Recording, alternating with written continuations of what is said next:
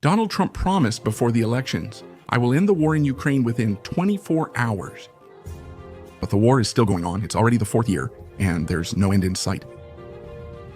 The Russians are bombing Ukrainian cities. Ukraine is attacking Russian infrastructure. Everyone is wondering how much longer Putin and Zelensky will stay silent. No one wants to admit this isn't just a territorial war. It's a war that has turned into a long, slow struggle of attrition. It's a war of attrition that consumes everything: people, money, nerves. How much longer can they endure it, and what happens if they can't take it anymore? I'm Factos Rude. I bring you facts, interesting things, and mysteries that will blow your mind. Why did the war stall in February 2022? Russian tanks crossed the border, shocking the world as many expected a blitzkrieg.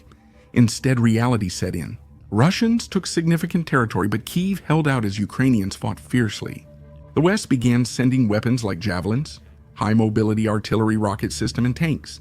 The year ended with Ukrainian counterattacks liberating vast areas. The world believed that Ukraine would still win, but 2023 showed a different face of the war. The front became stuck. Neither Ukraine nor Russia can deliver a decisive blow. The major Ukrainian southern offensive in summer brought only minor gains, with each meter costing dearly. Since then, the fight has mainly focused on wearing down the enemy. What is a war of attrition? A war of attrition means it's not about large territorial gains. It's about endurance. Who can keep their army at the front longer? Who has more ammunition? Who still has money? Russia attacks almost every day. Bombing infrastructure, they aim to break Ukraine, morally and economically. Ukraine, on the other hand, is attacking Russian logistics. Drones are attacking warehouses, bridges, and refineries.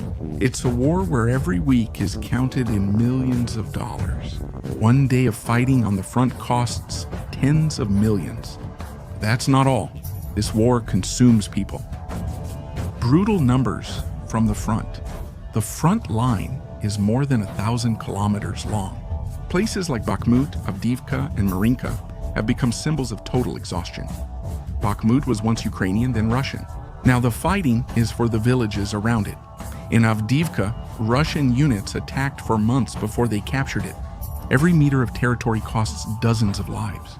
According to estimates, the losses are extreme, and on both sides are counted in the hundreds of thousands of lives. Official numbers are still classified. Death rates are high, soldier morale is falling, and both armies are exhausted. Russia is clearly targeting infrastructure by bombing power plants, substations, and railways. Millions of Ukrainians lose electricity and heat in winter, leading Ukraine to strike Russian refineries and ammo depots. In 2024, Ukrainian drones hit refineries up to 1,200 kilometers from the border. This was a big shock for Moscow, but even a war like this has its price. Every drone or missile costs thousands to millions of dollars, and neither Moscow nor Kiev want to reveal how much ammunition and money they have left. Economic exhaustion. War is a financial drain. Ukraine spends billions monthly.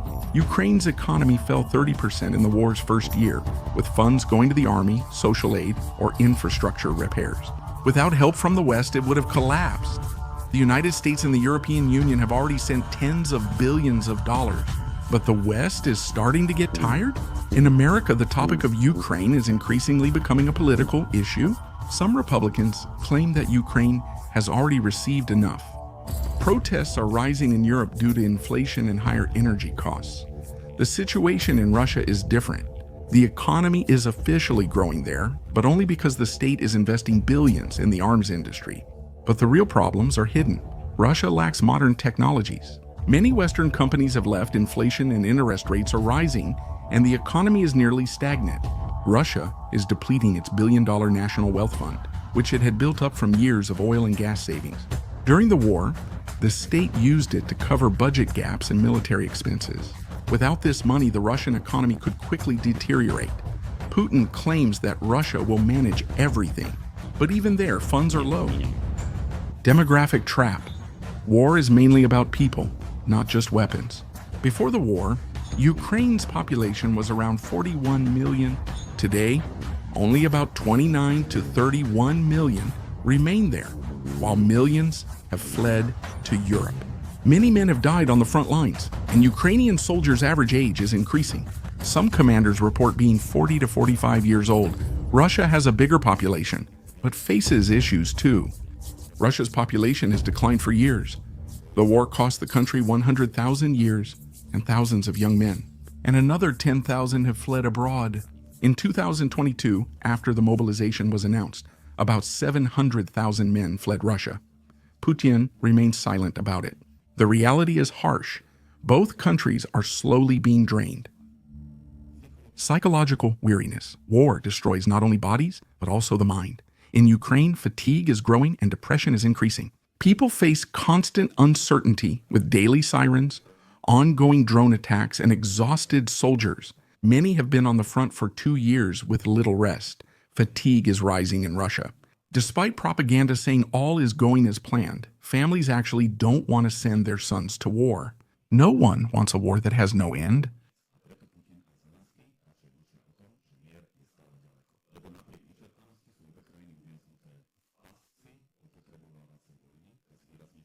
Peace remains out of reach.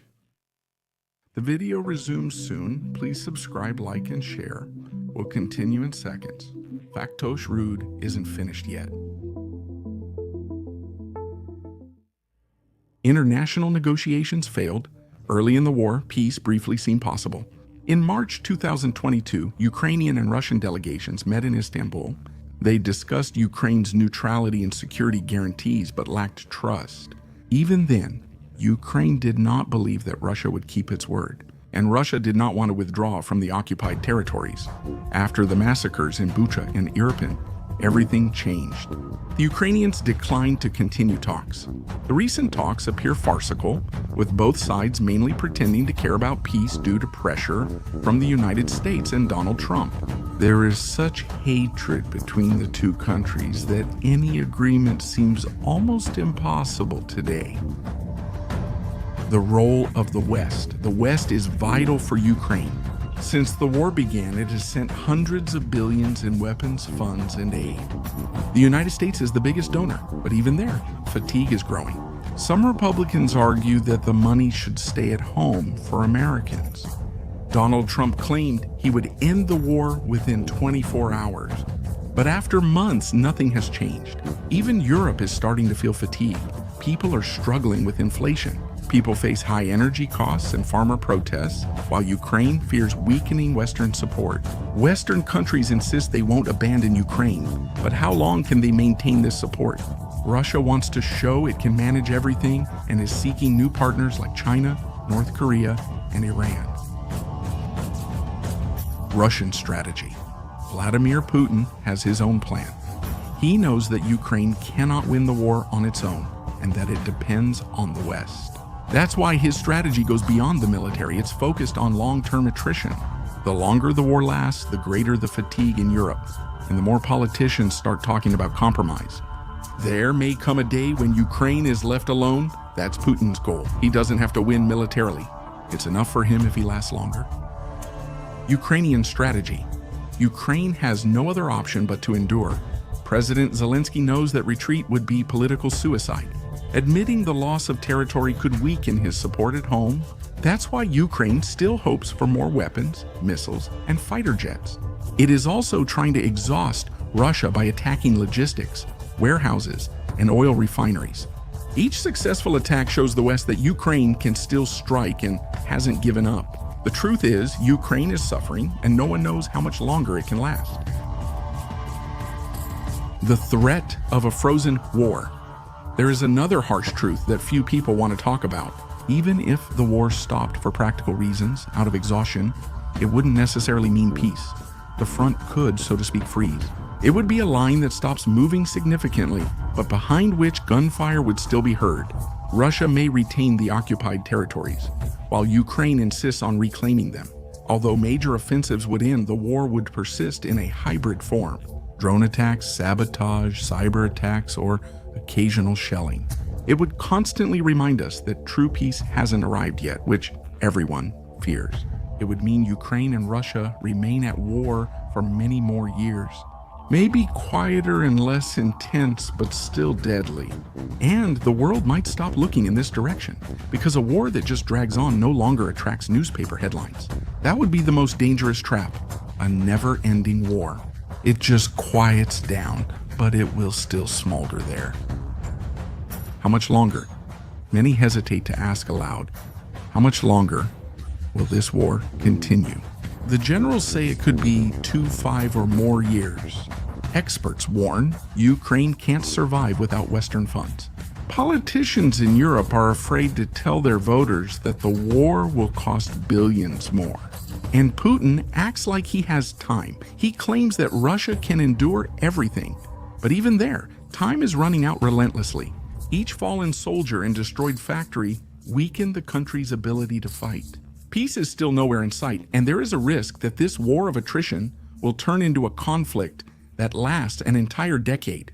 The harsh truth is, the war has become a marathon, with both sides hoping the other falls first. But until that happens, everything is paid for in blood. Putin and Zelensky remain silent, avoiding telling their people that peace is still distant.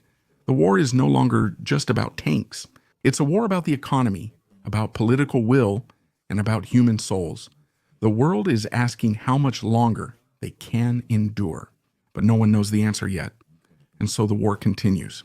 In the mud, in the ruins of cities, in political negotiations behind closed doors that bring no results. In the silence, both leaders wonder how much longer. Faktosh Rude, signing off for today. Mysteries never sleep. See you soon, and subscribe so you don't miss out.